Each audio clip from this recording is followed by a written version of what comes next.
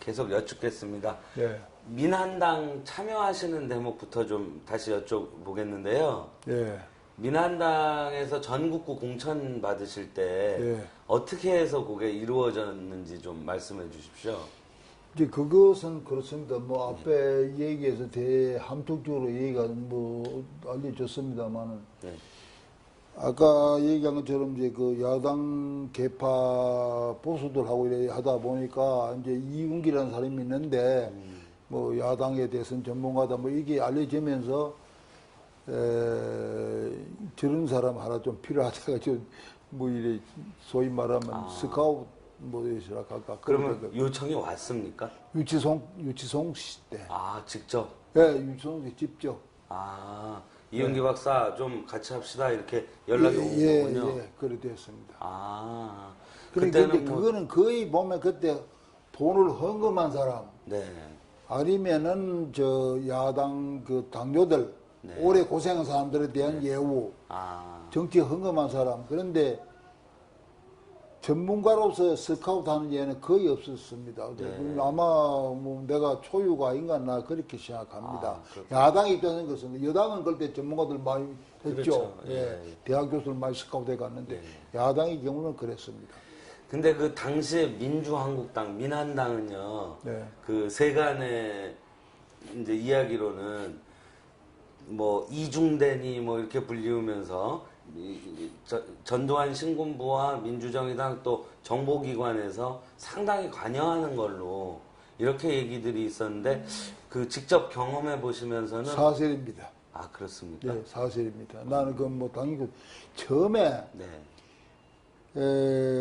나는 이제 전국으로 스카우트에 갈 때 그때는 국회가 구성되기 전이니까 네. 잘 몰랐고 그때 정치 규제가 돼가지고 그냥 정치 활동하는 사람 다 묶였는데 그렇죠. 몇 사람만 한정적으로 풀어가지고 그냥 정당을 만들었단 말이죠. 네, 네. 그러나 그때 나는 처음에 내가 생각할 때는 나도 그때는 순수해가지고 그렇죠. 그저 야당의 창당 자체를 묵인해 주는 정도로만 생각을 했어요. 그랬는데 나중에 보니까 묵인 정도가 아니라 공천 과정에서도 전부 다 관여를 다 했었다. 나중에 내가 알은 사실인데. 그래서 정치를 그전부터 좀 하던 사람들은 이 체제 하에서 야당을 창당해 가지고 참여할 이의가 있느냐 없냐 그 때문에 고심들을 좀 처음에는 했어요. 했는데 이거는 어떤 현상이 벌어진가니 유신 선포가 됐을 때도 야당이 그때 고심을 했습니다. 이런 유신 체제 하에서 야당이 참여해서 뭘 하겠느냐. 그렇죠. 정치 아예 뻘겋다 하자. 이런 논의가 됐는데 양론이 벌어졌어요. 완전히 포기해버리면 그 다음에 지금 마음대로 다 준버리면 그럼 왜 들기 나라가 말. 그러니까 참여 속에 비판, 다른 이론을 이제 논리를 앞세워가지고 그래도 참여할 수밖에 없다. 그래 하면서 자꾸 비판하고 보면 또 길이 나올 것이다. 이것 때문에 결국 그때 참여 속에 뭐 개혁, 예. 그거를 이제 유진산 씨가 앞에 피분 관계해서 한 번 죽는 거는 어렵지만 살아남아가지고 비판하는 건 더 어렵다. 그래가지고 하자. 그래서 됐는데 그 이론이 그때도 적용이 됐던 겁니다. 네. 아, 이거 뭐 진짜 할 의미도 없고 뭐 별로 기분도 아닌데 그렇다고 다 뻘것도 안 하면 왜 할 거냐. 그러면서 이제 참여했는데 그때 이 사람들이 사람 하나 성분을 분석을 했어요. 나중에 보니까 비교적 여당과 타협이 될 수 있는 사람, 또 좀 더 나쁘게 표현하면 고분고분할 사람, 뭐 힘들고 뻑뻑한 사람 안 된단 말이에요. 이런 사람을 시켜가지고 누구는 총재, 누구는 총장, 그런 식으로 저거들이 조각을 했던 겁니다. 네. 알고 보니 그래요. 네. 그래 놓으니까 자연 이중대 소리가 나올 수밖에 없죠. 네. 그래 놓으니까 이제 나 같은 사람은 그것도 뭣도 모르고 말이죠. 총재 기조 연설 쓸 때 막 강도 높이 써놓은 말이지. 이게 초전병이 돼가지고 세상 아직 물적이 보다 그래 다 삭제해버리고 그래 나온 것이죠. 아까 말씀. 내가 말이죠. 총재 기조 연설문에서 자기네들이 가장 듣기 싫은 얘기를 내가 들어 했거든요. 뭐죠? 어? 제일 듣기 싫은 소리가? 체육관 대통령이라는 말을 했었어요. 아, 박정희 유신 때나 전두환이가 처음 될 때. 할 때나 예. 박정희는 장소가 좁은 장춘체육관에서 나왔고 전두환은 좀 장소가 넓은 저 어디고 잠실. 장춘체육관에서 나왔고 체육관에서는 운동선수가 나오는 것이지 거기서 대통령이 나오는 게 아니라고 말이야. 이 말이 굉장히 따가웠던가 봐요. 요놈의 자식 못된 소리만 골한다 이래가지고 그때라도 이제 미운 톤이 바뀌기 시작한 겁니다. 그리고 내가 이 얘기가 군부 통치라 하는 얘기, 소위 이제 정치학적인 용어로 보면 군사 문화라고도 하지만 더 적설적으로 해석하면 군 정치 문화입니다. 그 영어가 원어는 왜 되냐면 밀리터리 그러니까 포리티컬 칼초거든요. 그러니 군부 정치 문화인데 이건 이제 번역가 이제 군사 정부 뭐 이렇게 아닌가. 그러니까 그게 굉장히 싫거든. 제일 나쁜 데 찔러야 되거든. 네. 군부 통치지. 그것도 장춘 대가서 나왔다 하지. 이거 아니까 이걸 삭제 안 하고는 그대로 뒀다니 뭐 야단하는 게 자꾸 자르는 거예요. 그래 나중에 알고 보는 게 공천 과정에서 뭐 하나하나 자기네들이 검토하고 실시콜콜이다 해서 그건 어디서 드러나느냐 하면 이건 들은 얘기가 아닙니다. 그 민한당이 붕괴되고 나서 신상호 씨가 네. 사무총장으로 있던 사람 아닙니까? 사실상 신상호 총장하는 말이 나올 텐데 네. 신상호 씨가 붕괴되면서 김영삼 씨한테로 갔거든요. 그때 하는 말이 지금까지 말이지 몽유병 환자가 돼서 허덕거린 것밖에 안 됐다. 이런 말을 실제 고백을 했습니다. 자기 의지와 상관없이. 네, 그런데 그러고 나서 이 사람이 책을 하나 썼어요. 네. 고독한 증언. 네. 라는 책을 썼습니다. 네. 그 보면은 누구는 누구하고 해가지고 공천대관이 시시콜콜이 다 써놨어요. 그게 자기 딸이만 양심 고백이라 하는 그런 정도를 했는지 모르지만 그러니까 고독한 정언 이래가지고 했는데 그거를 책이 나오고 난 다음에 야당에서는 이게 안기부 일지가 뭐고 이게 이랬습니다. 안기부 일지 아니냐 그 비판데 그런 정도로 그때 와서 관여를 다 해버렸지 뭐. 그랬군요. 그런데 네. 솔직히 나는요 국하고는 아무 관계가 없어요. 그렇죠. 안개하고 나오던 관계도 없고 그래 기자들이 나중에 전부 하나하나 다 어떤 경위를 통해서 공천이 됐나 안 됐나 이걸 봤는데 신상호 의원이 썼는 그 책에도 고독한 증언에도 이용기는 공천이 됐던 그거는 안 나와요. 네. 그건 유치성수가 바로 나한테 했었는 거예요. 네, 네, 그렇죠. 그때 다른 당 얘기긴 한데요. 민한당 말고 한국 국민당이 또 있었죠. 국민당 있었죠. 그럼 그 당도 비슷했다고 보면 되나요? 그래서 그건 뭐 사업중대니 그런 말이 있었죠. 그러니까요. 그런데 그러니까 이제 이 사람들이 민정당 가는 거는 이제 대정당으로 집권당으로 되고 야당 하나만 키워놓으면은 이게 이제 또 커가지고 시끄러이 가는 게 이제 두 개를 만들어가지고 이제 둘을 경쟁적인 조정하려고 그래 만든 겁니다. 만드는데 이제 그때 보면 참으로 좋은 질문을 했는데 네. 그러면 국민당하고 민한당하고 의석수가 비슷하게 나와야 될 거 아닙니까? 차이가 나죠. 차가 나도 많이 났죠. 그렇죠. 민한당에는 내가 기억하기로 그때 89석인가 뭐 그래 놨습니다. 국민의당은 겨우 저 교섭단체 구성할 네, 20몇 석. 예, 그거는 이제 왜 그러냐? 네. 민한당 가는 거 이거는 그 우여곡절 겪어가지고 그 정당으로 가지고 그래 참여했지만은 그래도 옛날 제1야당의 후승이라 하는 그게 머리 국민들 속에 박혔던 겁니다. 그래서 민한당은 그렇게 많이 나고 그 이제 선거를 하고 난 다음에 이거 국민의당하고 이 민한당하고 이 수가 비슷하게 나면 이 꼴이다 말이 아니다. 그 유치송치도 고심을 했다는 겁니다. 네. 선거 결과 보고 말이지 많이 나오는 거가 그 한숨을 쉬었대요. 살았다 이게 말이지.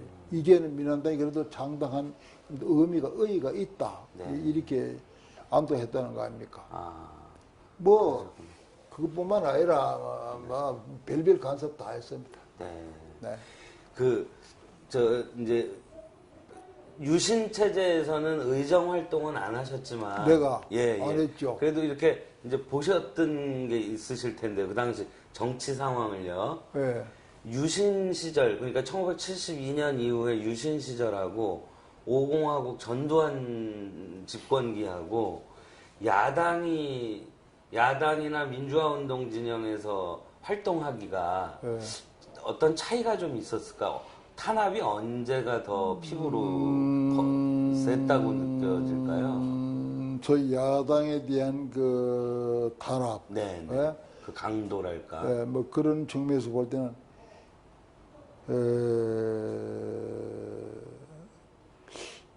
거의 비슷했는데 그래도 전두환 정부 때는 그 전에 그런 경험을 겪었기 때문에 다소 유신 체제보다는 조금 유했던가 아닌가. 나는 그렇게 이건 내 견해입니다. 네네네. 그래 보여집니다. 그러면 박사님, 네. 그렇다는 걸 전제로요. 그러는 동안 국민들의 의식 수준도 좀 높아졌다고 볼 수도 있겠네요. 국민의 의식 수준이 많이 높아졌죠. 그렇죠. 많이 높아졌죠. 네. 옛날에 자유당하고 야당하고 싸움할 때하고 비교하면 많이 높아졌죠. 네. 그럴 때는 국민들이 그냥 그야말로 무지 몽매하다가 그런 수준이었습니다. 네. 네. 그렇군요.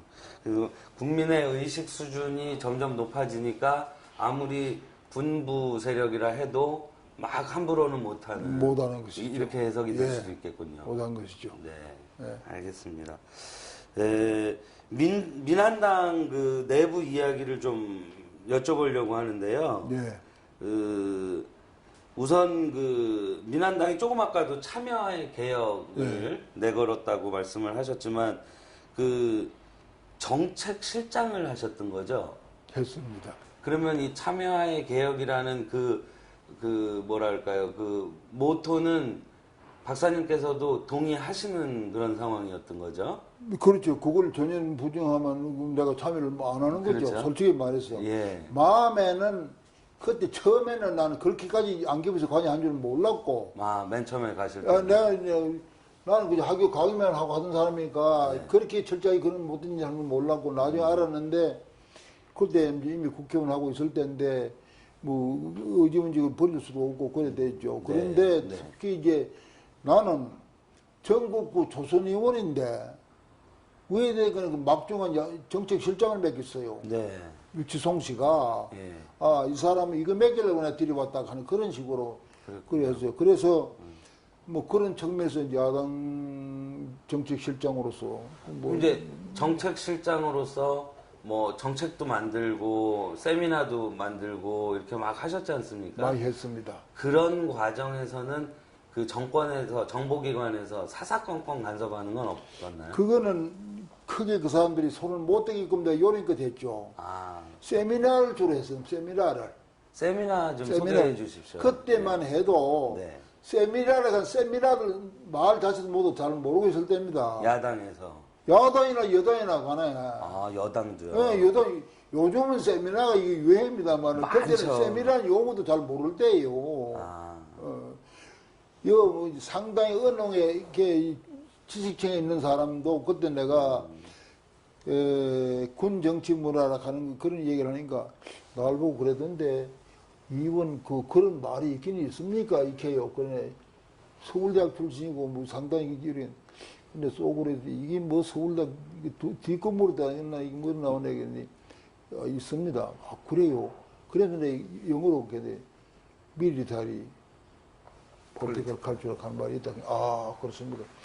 그랬는데 내가 이거 어디까지 얘기하다고 그랬는지 모르겠다만 세미나 얘기. 그렇지. 예, 세미나를 그래 했어요. 하는데 세미나를 여당이 싫어하는 거는 가급적이면 피하고 여당 타독하는 이런 식의 얘기는 말고 비교적 비정치적인 거 예컨대 환경 문제 이런 거 환경 문제 같은 여당도 공감해야 될 판인데 뒤들이 그 갈비없이 환경 문제, 복지 문제 뭐 이런 걸 가지고 주로 얘기를 하니까 여당에 대한 직접적인 화살을 퍼붓는 그런 세미나는 아니고 그야말로 정책 입안을 위해서 하니까 그 사람들 그렇게 뭐 나쁘게 볼 수도 없고 또 야당에 저런 사람 하나 있는 게 필요하다고 아마 그래 아주 생각했던 것 같고 네. 또 그래서 내가 처음에 실장 함성부터 조건을 내가 걸었죠. 내가 정치 실장 하려면은 전문위원을 내 써야 되겠고 그러기 위해서는 정책실 예산을 별도로 작성해야 되겠고 전문위원을 갖다 내가 채용한다 뭐 이런 걸 다 걸어가지고 했는데 처음에는요 그게 씨가 먹힙니까 야당에서 전문위원은 5명을 쓰는데 5명인가 4명인가 뭐 모르겠다 네. 분야별로 네.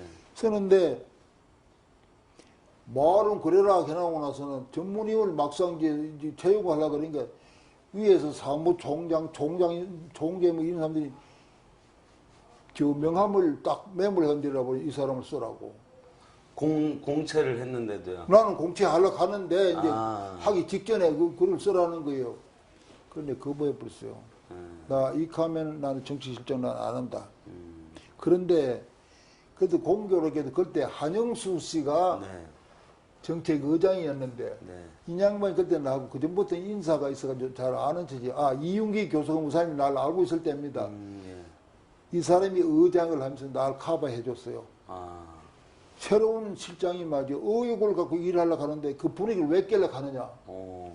그거 살려야 된다. 이걸 갖다가 이제 정무회의에서 막 얘기해가지고 그게 관철이 돼가지고 그럼 이윤기한테 맡기라 이래 된 거예요. 그래서 내가 공채를 했는데 공채를 하는군요. 보니까 상당한 급의 인사들이 응모를 했어요.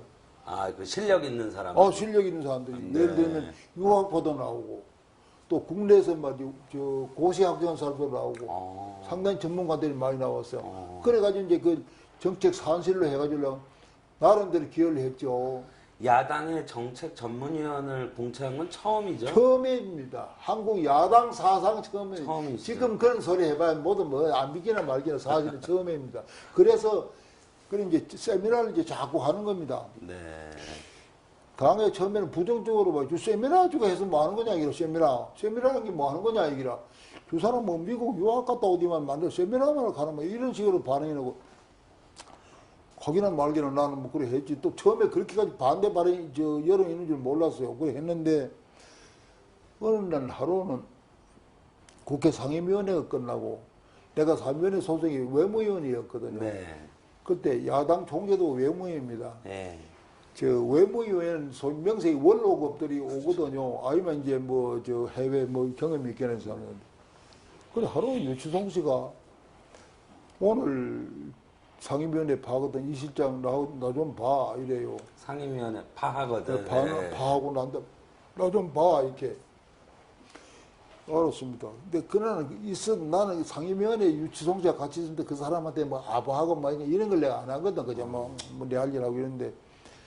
그래 끝나고서 만났어. 나하고 둘이 오늘 저녁 하자 이렇게 하더라고. 네. 예, 알았습니다. 그러죠. 그래 저녁을 먹으면서 그때서 나한테 실토를 해요. 이 실장 세미나 자꾸 할 때 나는 별로 찬성 안 했다. 안 했는데 내 이게 이해가 간다 이렇게요. 예, 그렇습니까? 예. 그래 자기가 하는 말이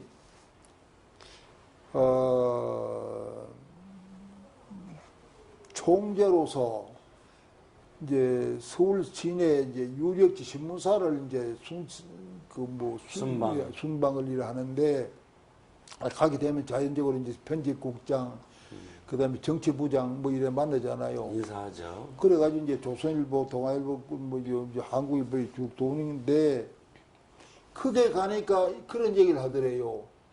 오늘날 야당이 옛날 야당하고 바뀐 모습이 하나 있다 이렇게 하더랍니다. 그러면서 정책을 이번에 세미나 하는 거는 대단히 좋은 현상이다 이렇게 하더래요. 그래 유서정 씨가 좋아가지고 우리 실장 그런 사람이라고 이랬대요. 그래가지고 그 다음에는 세미나 하는 이유를 내가 이제 알았어. 그러면서 이제 지지한다고 그러면서 도와줬습니다. 그러면서 내가 한 말이요. 네. 총장님 오후에 네. 강사에 한번 나와 보십시오. 하는 게 왜 그러냐 이래요. 오전에 당사에 총재가 나와 있을 때는 아침 눈도장 찍으려고 많이 나옵니다. 의원들 나가지고 이제 총재실에 모여가지고 뭐 이런저런 얘기하다가 점심때가 돼가지고 총재가 어디 이제 뭐 외출을 하게 되면 다 따라 나가기나 각각 헤어져가지고 골프 치기나 해가지고 다 가버리고 당에는 현역에 의한 사람은 콧방맹이를 찾아볼 수 없습니다. 정책하고는 아무 관심도 없어요. 네. 그래 내가 그러고 이제 방방이 앉아서 장기 바둑만 떠 앉았는데 그래 총재한테 내가 그랬죠. 오후에 와 보십시오. 왜 그러냐 이기라. 와 보시면 알 겁니다. 우리 당은 장기 바둑 정당입니다. 정책이라 하는 정자로 뭐 관심도 없고 장기나 바둑도 가지 않는데 현역이면 한 사람도 없고 외부에서 상당한 문제가 생겨가지고 여기 이제 들어오게 되면 책임 있는 답변할 사람도 없습니다. 이게 당의 실정입니다. 이게 이래가지고 정책 정당이고 뭐 그거 되겠습니까? 그리고 정책실에 배당되는 예산보다는 네. 총재가 화환값으로 나가는 돈이 더 많아요. 뭐 별 얘기가 오늘 다 나오는데 그게 정책 정당이 되겠어요? 그렇죠. 총재가 1년 동안 꼭 나간 건 많죠. 그건 많죠. 많을 수밖에 없는데 그것이 정책실에서 배당받는 그 예산보다 더 많이 이게 정책이 되겠습니까? 정당 정책이 되겠습니까? 그 총재가 가만히 듣기만 이 실장 그게 오래 센 관행인데 그 하루아침에 바뀌지 않아. 시간이 흐름이 할게 앞으로 그래 같이 노력하자고 이렇게 하더라. 그래 날 두 사람도 한말 보고 뭐 그런 일이 있었어요. 네. 네. 그런데 조금 아까 세미나 말씀하셨는데요. 그렇게 이제 정책 전문위원들을 뽑고 세미나를 계속 하시면서 이제 정책이 만들어지지 않습니까? 예. 그럼 그거를 개별 의원들도 서포팅을 해주고 그걸 어떻게 활용하느냐면요. 네네.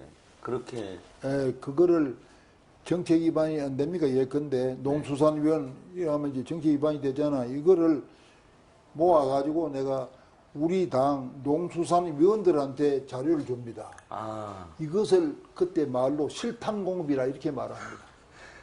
그 실탄공급을 해주면은 그 사람들이 앉아 일일이 재수를 못하니까 네. 그 실탄공급을 해주면은 그걸 가지고 이제 상임위에 가서 싸움을 하죠. 막 정치적 대결하죠. 그래가지고 이제 그 얘기가 뭐 그전에 하고 좀 야당 하는 게 좀 다르다 뭐 이런 얘기도 나오고 그랬어요. 아, 그렇군요. 그래서 실탄 공급해주면서 한번 붙어봐라 이래거든. 붙어봐라 이러고. 그러면 이제 그것은 이론적으로 막 붙으면 제대로 해가지고 내보내면 여당한테 이론적으로 끌릴 일이 하나도 없습니다. 네. 근데 여당에는요, 전문위원회가 별로 떡별이 없는 게 네. 각 부처에 국과장들이 자료를 다 취급하니까 거기서 자료를 제공을 해줍니다. 그렇죠. 저 행정부에서 다 네. 주니까. 그래서 그런데 이 사람들이 말이지 자료를 공유할 생각을 안 해요. 야당하고요. 안 합니다. 네. 좋은 자료는 지금만 딱 가지고 있지 야당한테 절대로 안 보여줍니다. 그리고 우리는 아까 어디 보니 그런 게 나옵니다만 그러니까 내가 이제 무슨 수를 쓰는 거니 상공위원회 뭐 이런 데 갔죠. 전경련 인데 가지고 그거 가서 이제 경제 정치 입안을 그거 가서 자료 얻을 수밖에 없는 거예요. 네. 그리고 공제지책으로 이제 거짓 한 것이지. 네. 야당 하려고 하면 외롭습니다. 네. 전문위원 제도가 야당에서 처음이었어갖고 자꾸 여쭤보게 되는데요. 맞습니다. 아까 그 실력 있는 후보들이 많이 와서 예, 채용했다고 하지 않았습니까? 그 사람들에 대한 대우라고 그럴까요? 대우를 그때 내가 상당히 했죠. 그쵸, 잘 해줘야지. 보고 안 있을 해주면 수- 뭘 되겠습니까? 그러니까요. 그때 내가 그 하나에 내가 하도 신경을 써서 기억하는데 그때 돈으로 50만 원을 내가 줬습니다. 그 당시에 월급을 50만이면 상당히 괜찮은 대우였습니다. 50만 원. 지금 50만 원하고는 다르죠. 아마 10배가 더 10배가 더 될 것 같아요. 예, 그렇게 다른 물가로 보면 예, 비하면 10배 더 됐죠. 아무리 안 돼도 그럼 10배 시키면 정도? 10배를 받도 500만 원 아닙니까? 네, 그렇죠.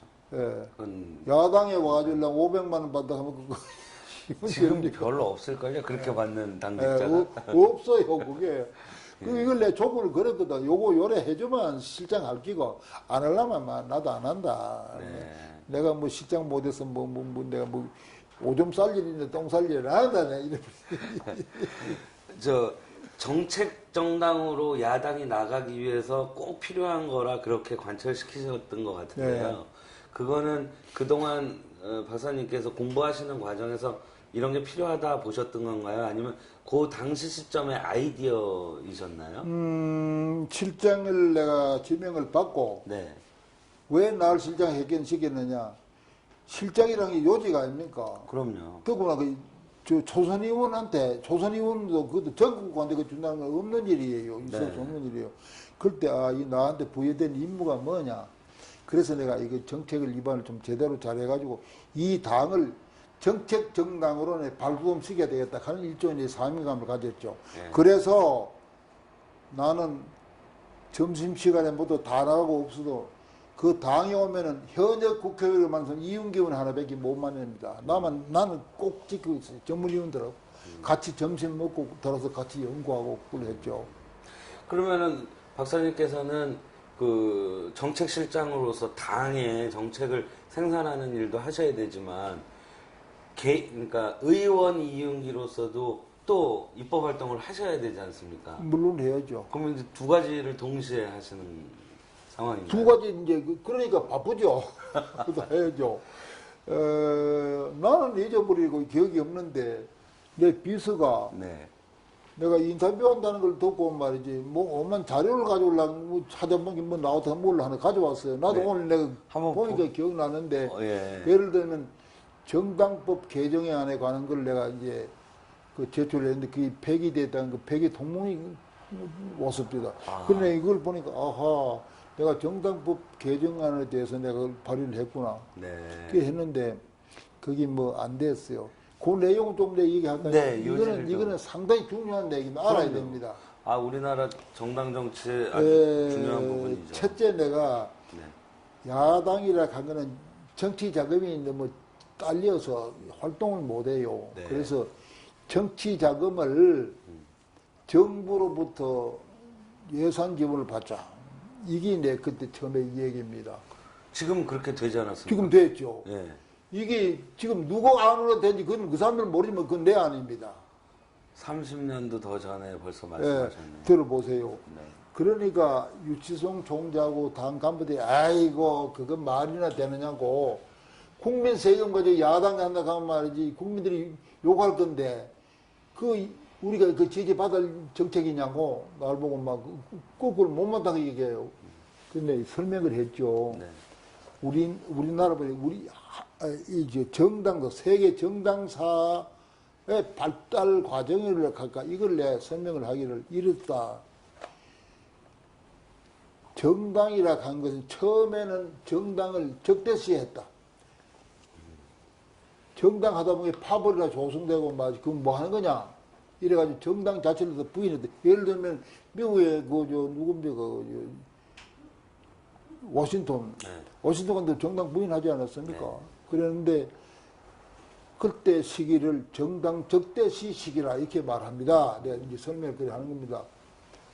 그러다가 한참 버리면서 자꾸 뭐 그래도 이제 나오고 하니까 에이 가기나 말기나 하고 정당 무시 시기라고 있었어요. 정당 가기나 말기 정당 자체 안고 자체가 무시해버려 무시 시기가 있었어요. 그 기간을 거쳐서 그 다음에 정당 수용 시기라는 게 왔습니다. 그게 헌법상 정당은 보호돼야 된다 하는 게 이제 그게 독일의 경우입니다. 저 케이스가. 네. 그럴 때는 이제 의외되는 관이 정당을 보는 눈이 손 교수 이거 잘 들으세요. 네, 네, 네. 정당이란 게 뭐냐 이게 정당이란 것이 국가 제4기관이다 이겁니다. 제4기관. 왜 그러냐 하면은 입법, 행정, 사법 다음에 정당이 국가기관이다 이겁니다. 왜 그러냐 하면은 정당이 정책 위반도 하고 저 국민 여론 수렴도 하고 또 경쟁기구로서의 정당하는 기능도 있습니다. 경쟁하는 거. 예. 그래서 정당은 헌법상으로 이제 보장돼야 된다. 하게 이제 그런 이제 이론이 없이 되는데 그러려면 여야 간에 정치 자금의 균형을 맞춰야 되고 이거를 하려면은 의석수를 비례하든지 이래 해서 예산을 정부에서 뒷받침해주지 않으면 야당은 정치 자금을 조달할 기회가 전혀 없다. 이게 이제 그 처음에는 말이지 반대기 하지만 가만히 뒀더니만 그래. 그래서 내가 그런 선례가 있느냐 물어요. 독일에 있다 내 이랬죠. 독일에 그랬다. 그러니까 정당의 발달 경위를 내가 쭉 설명하고 적대시 시기, 무시 시기, 용납 시기, 그래서 이제 보호 시기, 그래서 이제 정당이 국가 기관시 하는 시기, 지금 국가의 기관시 하는 것입니다. 독일은 그렇습니다. 사기관이라고 보고 있어요. 입법, 행정, 사법, 그다음 정당, 이 사기관을 봅니다. 그런 이제 논리를 했지만은 국가전이 냈는데 그 폐기됐어요. 나는 잊어버렸어 지금. 잊어버렸는데 저 사람이 가져왔는데 보는 게 그런데 이제. 아, 폐기됐다는 아유, 감사합니다. 폐기했다고 이게 나한테 공범이 왔네 이제 보니까. 아, 이건 그래서 그때는 모두 그게 가능하냐 하던 게 지금은 아주 현실화 됐는데 지금 여야 의원들 간에 이 처음에 발설이 이윤기로부터 출발했다는 건 잘 모를 거예요. 아마도 모르죠. 예, 그럴 것 같습니다. 이걸 보면 아 이거 그때 이윤기가 그러고 이제 알 거예요. 이걸 내가 어디가 자랑할 수도 없고 내놓을 수도 없고 나도 이걸 생각을 안 했는데 내 비서가 이걸 가져와서 그러나도 봤어요. 예. 그래서 오늘날 정당이라는 게 저게 여야가 예산의 지원을 받습니다. 그래서 야당도 그나마도 숨통을 트는 겁니다. 네. 자금 면에서. 네. 그러다 보니 이제 공산 친북 정당도 지원받고 그런 또 뭐 사태가 벌어지지만 어떻게나 정당은 국가기관으로서의 보호를 받아야 된다 하는 게 그 논리가 이제 성립이 되는 것이죠. 이거 가지고 들어보니까. 아, 그럼요. 아, 근데 처음 듣는 거라, 의원 시절에 이런 활동을 하셨다는 걸 처음 듣는 거라, 많이. 나도 잊어버리는데. 나도 모르고 잊어버리는데 누가 알겠어요. 이때 제목이 정당법 중개정 법률안. 아, 정당법 중 개정 법률안이군요. 예. 이걸 내가지고 내가 제안을 발언하고 정당법 중에서 일부만 이제 개정한 법률을 제출하셨는데 그것의 핵심이 그 정당법에 거기에는 이제 국가에 보호받다 하는 그만 나오는데 이거 예산 지원 받다 그런 식의 예산 지원이 들어가 있다 이 말씀이시군요. 우리 야당에서 지지 못 받았어요. 그걸 말이라고 하느냐 이런 날 보고 유치하다 이 하고 그래. 저 천치 같은 건 날보 천치라 그래. 이런 얘기. 아, 그런 말까지 들으셨어요? 그랬죠. 마치 현실을 모르는 분처럼. 그래서 내가 그랬어요. 봉황이 뜻을 연장이 왜 알겠노? 내가 어째 자위했지 뭐. 아, 그때 11대 국회의원들요. 네. 무식합니다. 솔직히 말해서 무식합니다. 국회의원을 또 내가 해보는 게 적당히 무식해야 되겠어요. 너무 유식하면 자꾸 함직으로 생각하면 안 돼요. 특히 야당한 사람은 적당히 무시하고 민주화를 위해서 이래 들고 나가야 그게 국회의원답고 투쟁력이 있어 보이지. 이런적으로 함직으로 하면 안 돼요. 내가 왜 공천이 왜 떨어진 줄 압니까?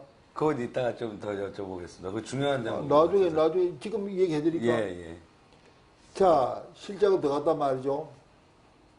앉아가지고 매일 정치 위반을 한다고 내가 그것만 매달리고 있는 겁니다.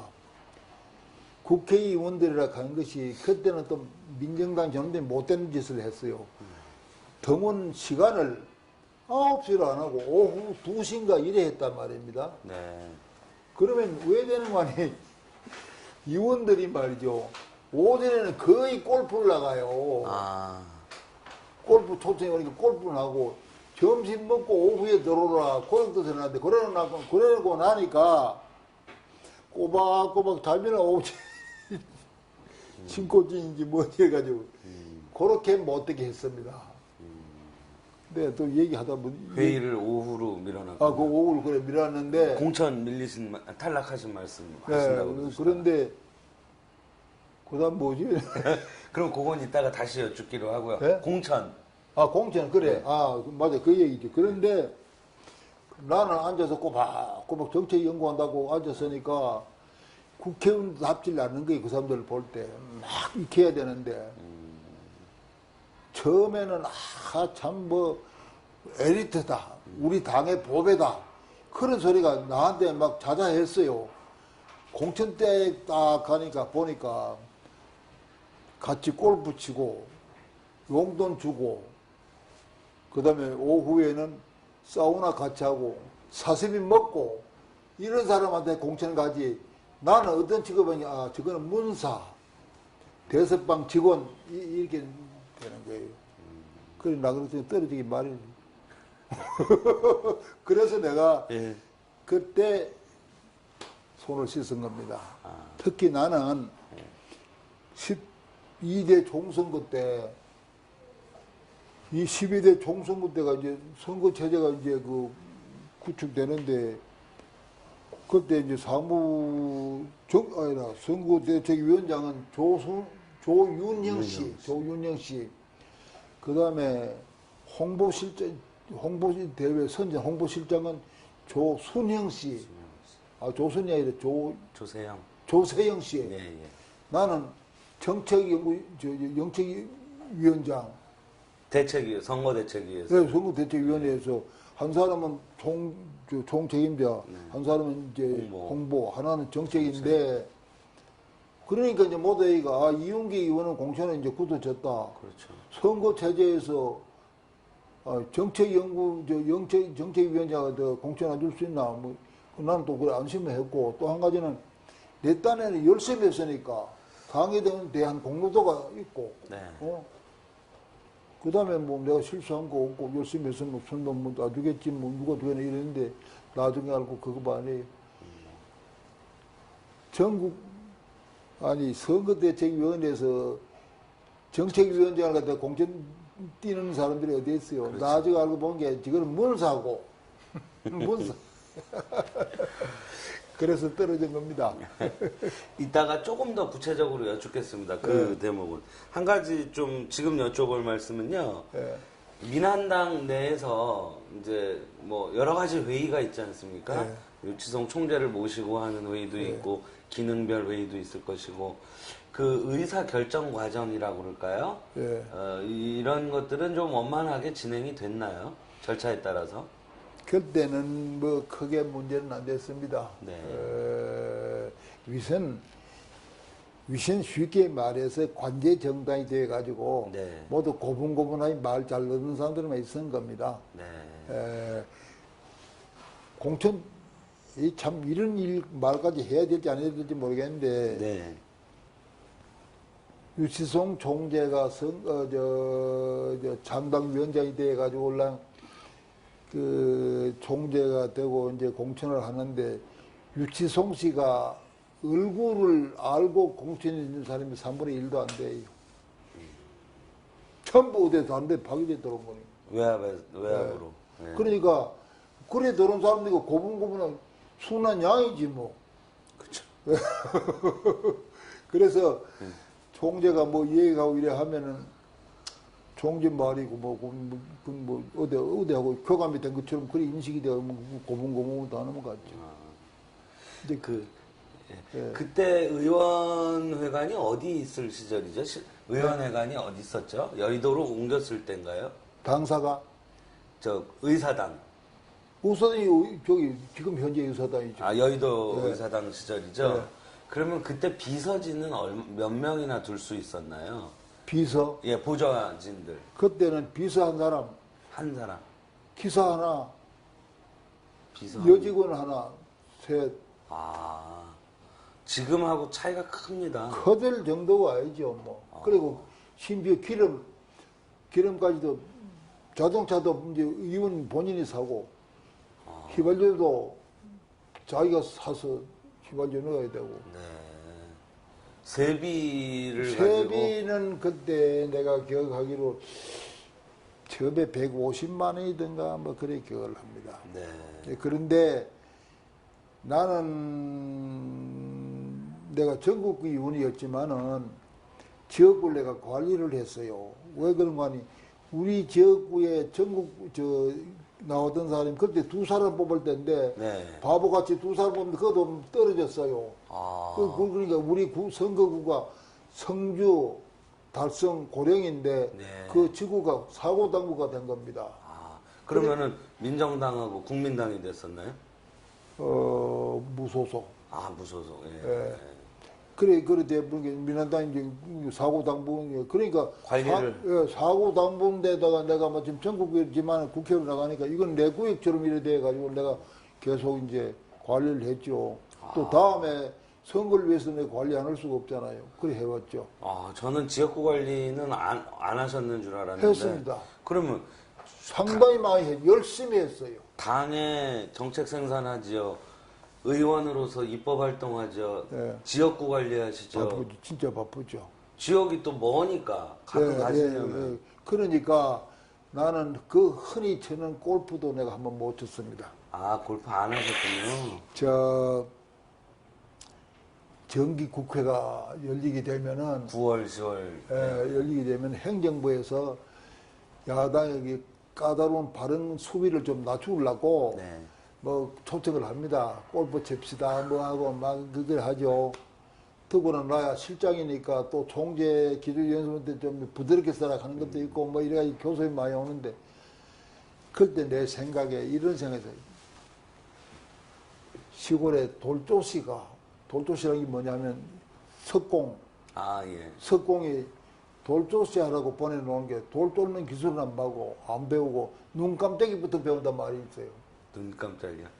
돌을 찍으면 눈이 깜빡깜빡 하잖아요. 그러니까 돌 쫓는 기술보다는 눈 깜짝이부터 배운다 하는 그 말이 무슨 뜻인지 알겠죠? 네, 느낌이 옵니다. 어디요? 할 일 제대로 안 하고 겉멋드는 예. 것처럼. 그래서 이건 내가 눈 깜짝이가부터 돼야 되겠는가? 내가 할 일을 해야지. 적어도 나한테 이런 중체가 임백했는데 내가 언제 골프나 치고 올 수 있겠는가? 그래, 골프를 안 나갔죠. 그러니까 몇분 이제 권유하다가 안 나가니까 나중에 소문이 왜 나냐면 이웅기는 골프를 칠 줄 모른다. 그래 소문이 났어요. 지금까지도 내가 골프는 못 쳐요. 그래가지고 내가 그걸 보면 내가 참 순진한 사람이에요. 그런데 내가 그래서 골프 못 쳐. 자네들보다는 골프의 경력은, 구력은 내가 더 길어. 내가 유학 시절에 골프를 쳐봤어. 아, 미국에서는. 미국에는 대학에 골프장이 있습니다. 예, 좀 손쉽게 저렴한 가격으로 할 수 있어요. 그것들은 골프가 뭔지도 모르고 골프를 쳤어요. 젊은 유학생들이 이 선생님이 요번에 일을 이제 뭐 골프 치러 가도 골프가 뭔데? 가면, 가보면 아십니다. 갑시다. 그래, 끌리가 몇 번 나왔는데, 물론 뭐, 아무것도 아니지. 수준이야. 어쨌거나 구력은 구력인데, 너희보다 더 내가 길어. 뭐, 골프 칠지 몰라. 뭘 몰라 모르겠는 말이지. 때리면 나가는 거지. 그런데 내가 또 이상하게 팔에 힘이 있어 그런지 때리면 막 장타에 막 나가요. 그럼 유학 시절에만 하셨고, 한국에 와서는 안 하셨어요? 이거 외람된 질문인데요. 그러니까 지금 우리 고향 사람들도 인식이, 이윤기는 골프 칠 줄 모르는 사람 이래 되어 있습니다. 골프 칠 줄 모르시는 게 못 맞죠. 치는 사람으로 되어 있습니다. 외람된 질문인데요.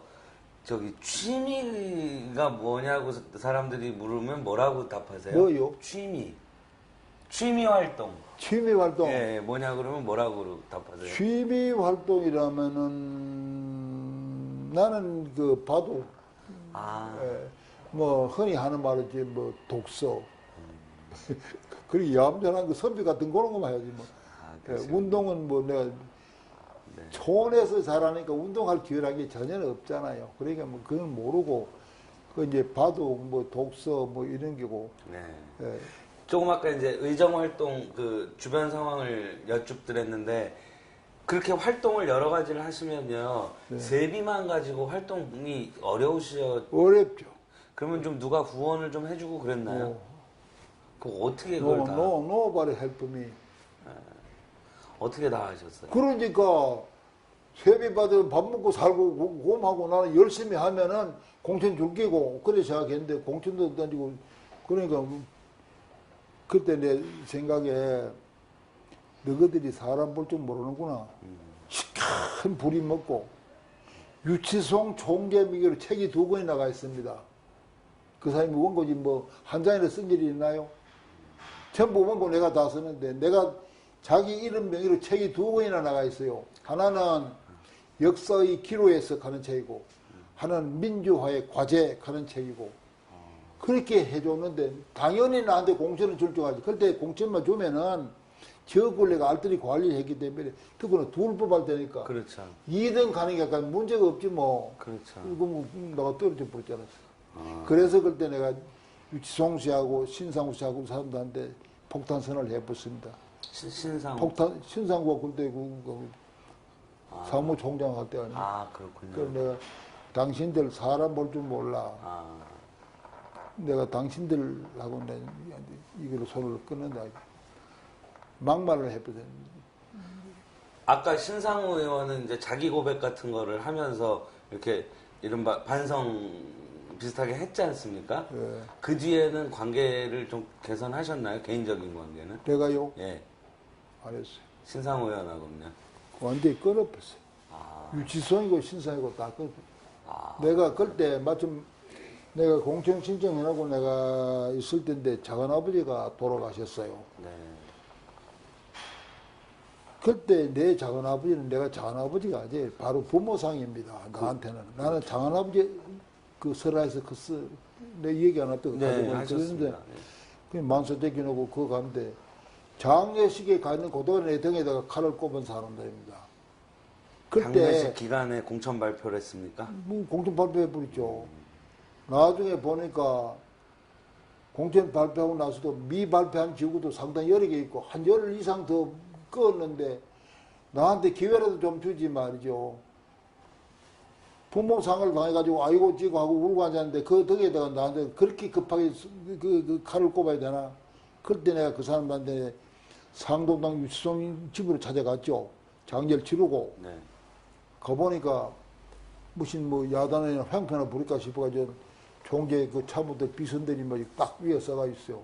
내가 그냥 날 허리를 잡고 못 들어가게 해요. 왜 이래? 밀고는 확 밀고 들어가지. 그래 가보니까 유치송 씨, 신상우 씨, 이태구 씨 사람들이 있더라. 누구요? 이태구라는 사람이 있어요. 그때 그 이태구. 부총리 하던 사람. 예. 부총리 하던 사람. 네. 그래 이제 내가 여기 들어간 게 얼굴이 인상이 막 험상궂거든. 자, 이게 또 무슨 문제가 생긴. 하여간 야당가에서 공천 떨어지면 막 엄청난 일이 벌어집니다. 막 신비 칼부림이 납니다. 4년 만에 함수 돌아가는 기회인데 한 번 더 주면 또 4년을 또 참아야 되는데 옛날에 이철성 씨도 말이 그 준목견에서 강한 사람도 공천심사위원장에서 최종 방면치고는 제주도로 나를 보고 이런 사태가 벌어집니다. 급이나 못 붙여. 봉변당할까? 예. 네. 그러니 내가 얼굴이 부글부글한 게 예, 하나 물어봅시다. 내가 공천 떨어진 이유가 뭐요?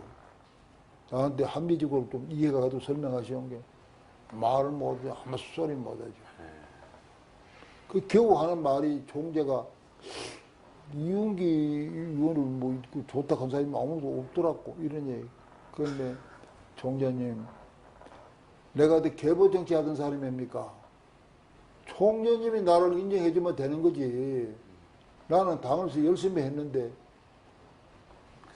내가 어느 개보부터 가면 내가 그때 가는 게 뭐 기획해봐야 뭐 고재청이 뭐 이런 사람 내가 인지 그 사람들 찾아내면 내가 뭐 그런 공천 운동 하라 말하면 날 보고 사람을 그렇게밖에 안 봤습니까? 그래 뭐 물고 있대. 그런데 폭탄성이 개 같은 색이라고 얘기했는데 그들 말이야. 그러니까 이게 뭐 선생 같은 게 좀 순수하고 이제 분전하지 이것도 막 용안 싶거든요. 아무 소리 말 못해요. 내가 그래서 그때 그랬어요. 이 봐요.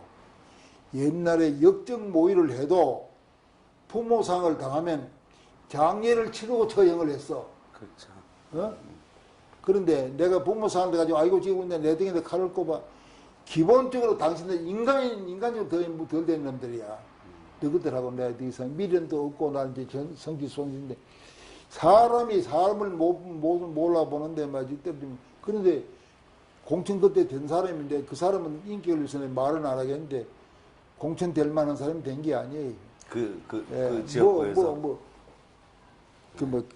그분을 위해서는 이름까지는 안 되겠는데. 그래서 그때 당선은 됐나요? 떨어졌죠. 그냥 쥐가 값이 나가 되나요, 그게? 그렇죠. 나를 줬으면 100% 되지, 나야. 그랬군요. 그래서, 그 시골에서 하는 말이 이윤기가 공천될 줄 알았는데, 왜 주 사람이 공천돼 왔노? 아이고 이운기 전문이 돌아왔는데 안 되겠네. 근데 다른 걸 다 떠나서 그때 생각하시면 지금도 많이 억울하시겠습니다. 감정적으로. 그러니까 그 후는 한 번도 안 만나질 않았죠. 네, 그분들은 네, 아예 뭐 그냥, 얘기인데 나도 한번 막 끊는다 하면 끊어버립니다. 예.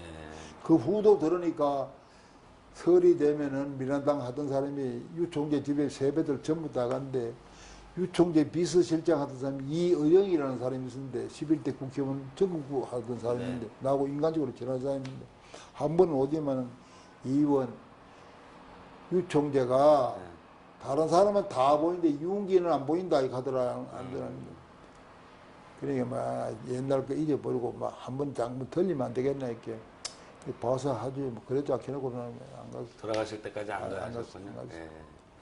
알겠습니다. 저희 테이프 한 번 더 갈고 하겠습니다. 테이프 한 번 더 갈고 하겠습니다. 시간이 돼서. 그래요 예, 예. 그래요.